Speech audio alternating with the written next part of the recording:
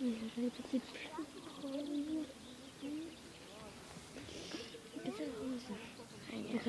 Ils ont commencé par observer avec des loupes les plantes. On a décrit on a dit ce que c'était qu'une plante et on a essayé de décrire la plante avec le vocabulaire associé. Donc tige, feuilles, fleurs avec les pétales. Et maintenant, ils ont choisi leur plante, ils l'ont observée à la loupe et ils la dessinent. À l'occasion des 50 ans du parc, on a souhaité associer tous les scolaires des vallées du parc pour qu'ils puissent profiter des journées en pleine nature, donc dans des cadres comme celui-ci, et participer à différents ateliers, qu'ils soient artistiques, naturalistes ou scientifiques, qu'on mène soit avec les agents du Parc national des Pyrénées, soit avec les différents partenaires avec lesquels nous avons l'habitude de travailler. Oui, très bien. Mets ta main sur la corde, je te tiens, mais il faut que tu mettes la main sur la corde. L'idée de la balade sensorielle, c'est d'appréhender son environnement par les sens, mais sans le sens de la vue. Et puis on refait le parcours une deuxième fois, les yeux grands ouverts, pour identifier les différences de perception. Est-ce que c'était pareil? Est-ce que c'était vraiment différent? En quoi c'était différent? Par rapport à l'équilibre, par rapport à l'orientation, par rapport aux sensations sous les pieds, sous les mains. Donc c'est d'inciter les enfants à utiliser tous leurs sens pour découvrir l'environnement. On fait de l'astronomie, nous, donc avec les enfants, là ce matin, on a fait la ronde des planètes, c'est-à-dire qu'on leur a montré un peu comment fonctionne le système solaire avec les tout petits, avec des planètes gonflables, ils ont tourné autour du Soleil avec leurs planètes. Et avec les plus grands, on a plutôt profité de ce beau soleil pour l'observer, puisque j'ai ramené un télescope aussi. Voilà.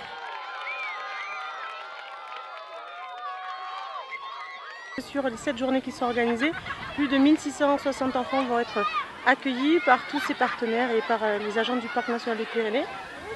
Donc on va parler du parc. C'est-à-dire qu'en fait, moi je vais écrire les mots que vous allez me dire.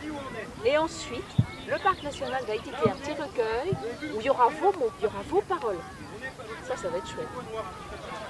Tranquillement, on va se concentrer et on va trouver le mot le plus beau pour décrire, pour parler d'un arbre.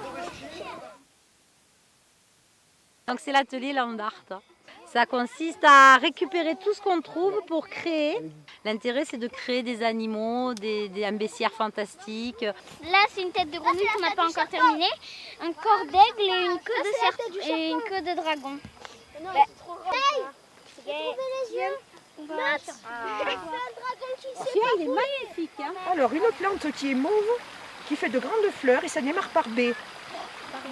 Une brunelle à grande fleur. Une brunelle à grande fleur. Alors, on trouve un peu partout des brunelles communes qui ont de toutes petites fleurs. Celle-là, elle est 3 fois plus grosse. Alors, regardez, est-ce que tu vas manger ça? Alors cet atelier, c'est pour en fait, c'est sur les ours. Donc c'était important quand même dans les Pyrénées de parler des ours. Et donc c'est pour que les enfants en fait ils se mettent à la place d'un ours. Donc on va essayer de se déplacer et trouver à manger. Donc comme ça permet que les enfants ils regardent partout, ils s'observent tout ce qu'il y a autour. Donc la petite plante, la petite fleur, les petits insectes en fait qui regardent tout ce qu'il y a autour. Et après on essaye de voir ensemble tout ce que l'ours pourrait manger. Vous avez perdu la prof? Ouais. Alors vous avez galéré un peu, hein? Ouais. Et bien alors? Nicolas il nous disait qu'il fallait aller par là. Vous êtes allé à la mauvaise balise. C'est un Cluedo jeu d'orientation en même temps. Grâce aux animaux de nos montagnes, qui leur donnent des indices, ils peuvent trouver au final qui a tué le Dahu. Ne vole pas Denis, je t'ai dit ne vole pas Denis.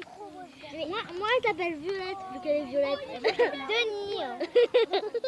Trop beau. Parce qu'il y a Denis dedans. Moi je m'appelle. Non. Ne vole pas Denis, je t'ai dit ne vole pas Denis.